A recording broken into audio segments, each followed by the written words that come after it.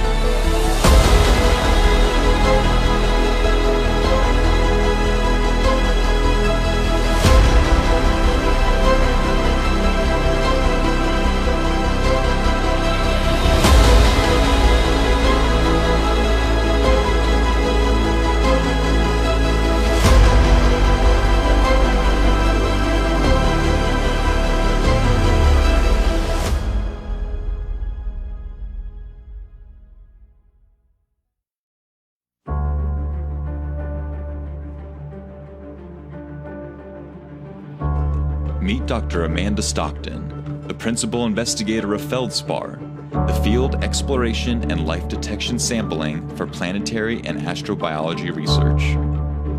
Dr. Stockton and her team have been traveling to Iceland to conduct sampling missions in a volcanic environment with striking similarities to the Red Planet.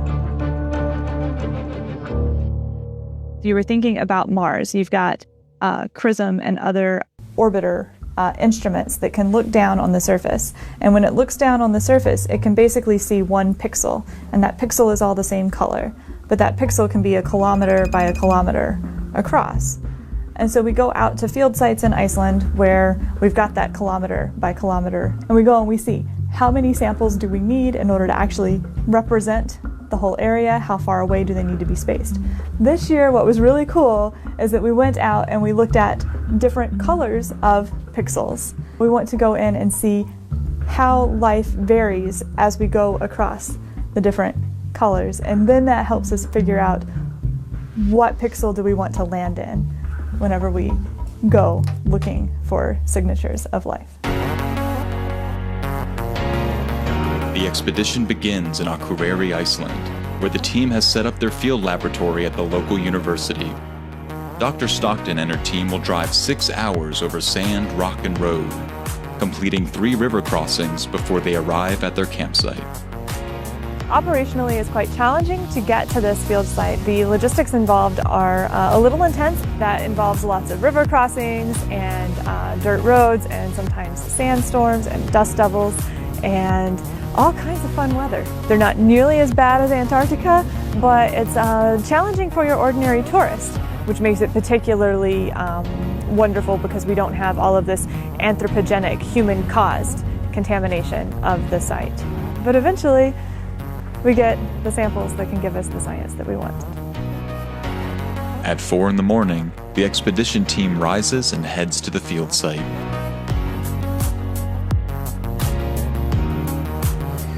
It is 5 a.m.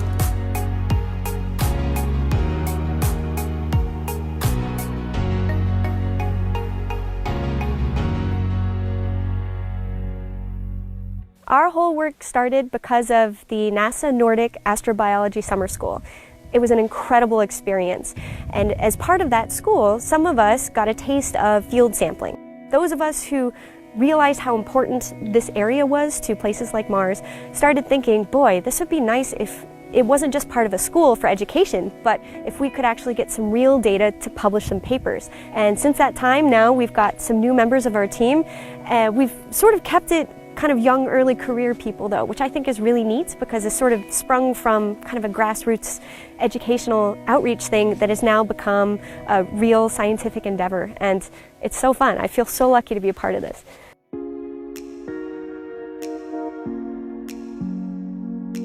Right now we're trying to get mapping so we can get a three-dimensional digital model of the entire area on this side.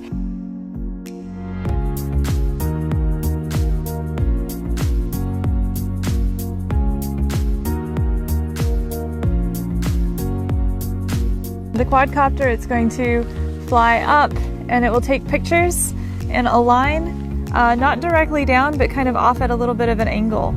That offset plus multiple images is what can give us a three-dimensional model of the entire terrain. We've already got a decent model for the other side of the volcano, and that's where they're sampling today. We're Team Feldspar. We're a group of astrobiologists from Georgia Tech and NASA and a couple of different institutions.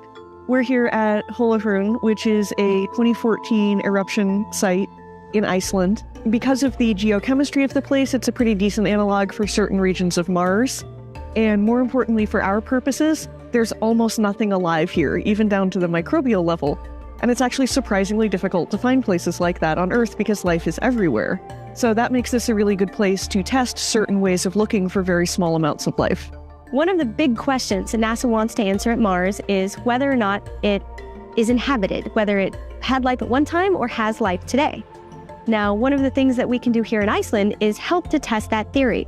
Iceland is one of the most volcanically active places on Earth, and a lot of the properties of the basalt and the other volcanic rocks are really similar to what we see on Mars. And so what we're doing here is trying to see how life colonizes a fresh lava field. What moves in first? What comes after it? How does that process happen?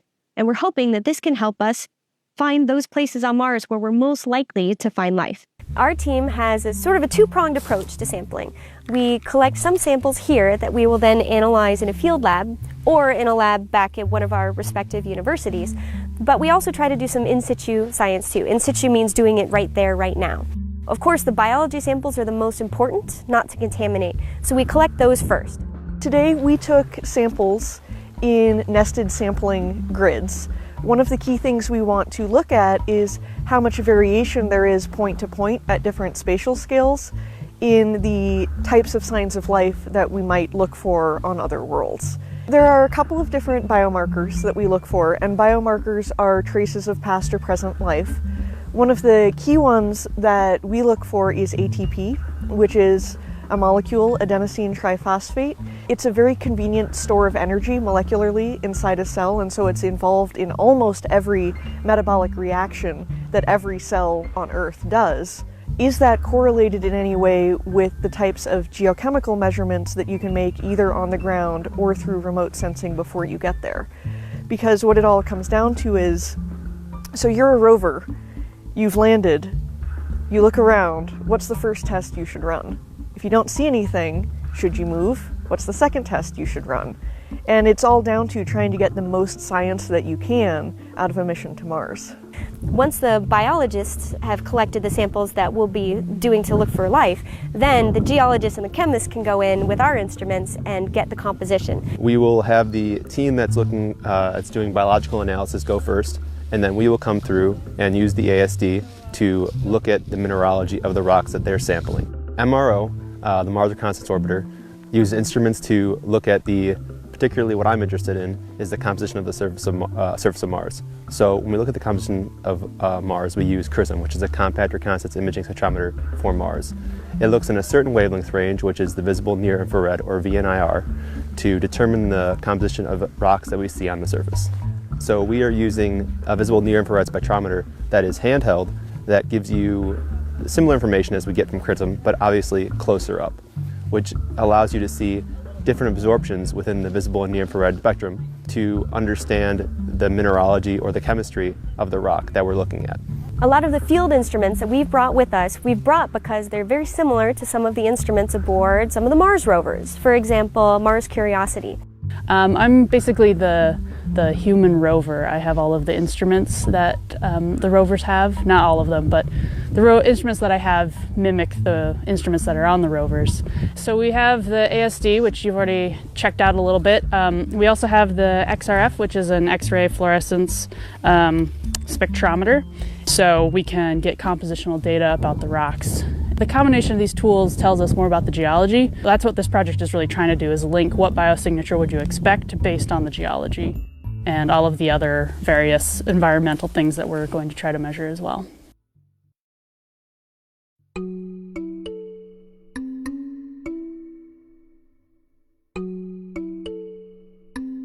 So we now have our samples back in the lab, and everyone who comes in this room has to wear a face mask so that we do not spray all of our bugs on the samples when we talk. And it's very easy to forget that when you're walking around the lab.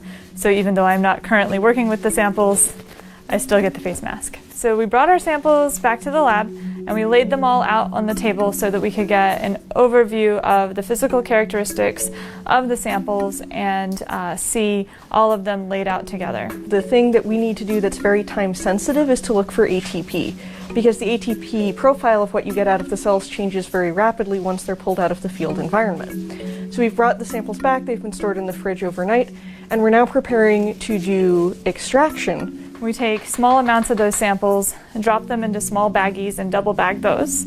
That goes over to the Thor station where the geologists bang on them with hammers to break the big chunks up into little chunks. After that, we've got a fine-grained powder that results from all of this processing. That goes over to another station where 500 microliters of powder is put into little microcentrifuge tubes. And that's where we'll end today. That's a lot of samples. Tomorrow we'll come back, we'll add 1 milliliter of buffer to each one of our little tubes that has our powder in it. We'll do a process where we shake up the sample really good. We'll boil it so that any cells in there will break open and release their ATP. That's the energy currency of life. That's what we're looking for with our assay here. Once the cells have broken open in the boiling water, released all of their ATP, we'll spin the samples so that the sediment from our rock drops to the bottom, leaving only the liquid with the ATP in it at the top. We'll take that, add another reagent. It's actually luciferase from fireflies. And it basically has 2 different forms and 1 inert form, and it is able to be converted to another form that glows. And very conveniently, it takes exactly 1 molecule of ATP to do that. So if you put in a very precisely measured amount of this protein, you will see that it glows, which you can measure, and you can do some math and you can figure out how much it glowed over what period of time, and you can figure out very precisely how much ATP was in your sample.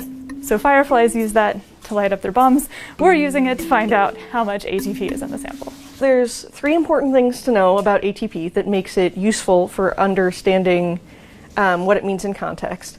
The first is there's no known way of making it without life. In other words, if you find it on Earth, you can be pretty darn sure that something was alive there that made it. The second is it's universal. Every form of life that we know of on Earth uses it. But the third thing you have to bear in mind is that's very specific to Earth biochemistry. Yes, it's a very good biosignature on Earth, but there's a lot of debate about whether or not it would be a useful thing to look for in other planetary environments. Ultimately, the goal of this work is to inform Mars sample return. Now, some of the techniques that we're using here are very Earth life specific. For example, the ATP assay. Now, if I were designing a Mars rover, I might use some other techniques that are more agnostic to types of life that perhaps have evolved separately from life here on Earth. However, it's a really powerful tool. By looking at the amount and the distribution of ATP in our sample sites, we can map that to the amounts and distributions of life. And then we can use that to help figure out what patterns we should be searching for with other life detection instruments. Ideally, we would like to be able to be a real Mars rover and do everything in the field right there. But then there's still some tests that we need instruments back home in the States to do. Now that we're home, we want to get more of the physical parameters of the sample, like the percent moisture content, the relative grain size distributions of the different little particulates in the sample. We also want to get more geochemical data, and with this, we can do X-ray diffraction, which gives us better understanding of the connectivity and the elements at the same time. XRD stands for X-ray diffraction, and it shoots an X-ray beam at your powder sample, and based on the angles and the intensities at which the X-ray beam diffracts, you can tell what elements are in your sample. And we can start to firm up the XRF data with laboratory confirmation of that. And we can also do Raman spectroscopy, which is kind of the other side of the hand from the IR reflectance spectroscopy. We can also get more into the biological analyses, and this would be similar to like a Mars sample return type of depth of analysis. These are the sorts of analyses that are very challenging to do with an in situ mission. There are a couple analyses that we would do on these samples. We would extract the DNA and we try to see how much DNA we can find in it, and we would sequence them to basically look at sequences where we are able to identify what sort of microbes are in there and in what abundances.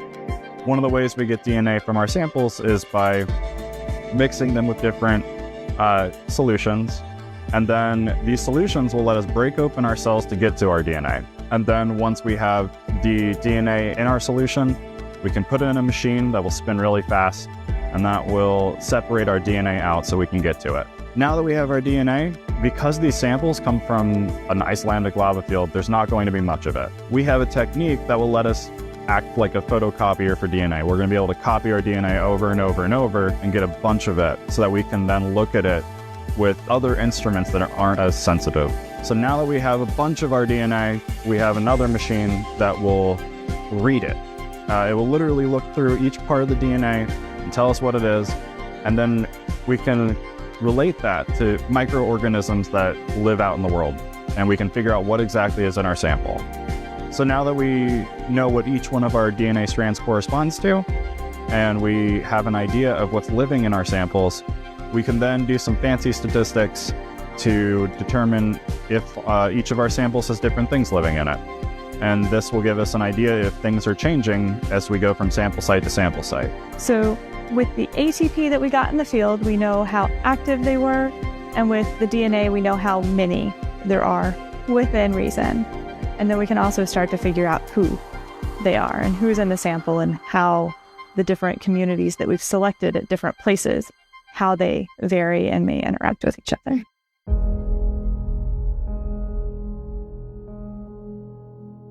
All of these scientists are working together across space to figure out what the data means, and everybody's an expert in their own area. What we're able to do is go in with each data set and plot it against another data set and try to figure out what are the correlations, where do we get lines or groupings of different types of measurements, and that tells us that that's a good spot to look for life. And we can start to get these correlations and groupings, which help inform future sample selection, not just for feldspar, but for other geochemical and planetary science. For example, Mars 2020 and Mars Sample Return, they're planning on caching, collecting some samples, and then ultimately sending them back here to Earth for analysis. Now, we hope to collect the right number of samples because we can only collect a few, and we're hoping that we can help inform that decision. Even on, a few centimeter scale or a meter scale, the types of life and the amount of life you see are very different. And so we're trying to figure out how we can use other instruments, some of our field instruments, to say, okay, you want to collect that one, not this one, because the chances of finding life are better. That's what we're hoping to achieve, that we can use to help give Mars 2020 the tools it needs to collect just the right samples.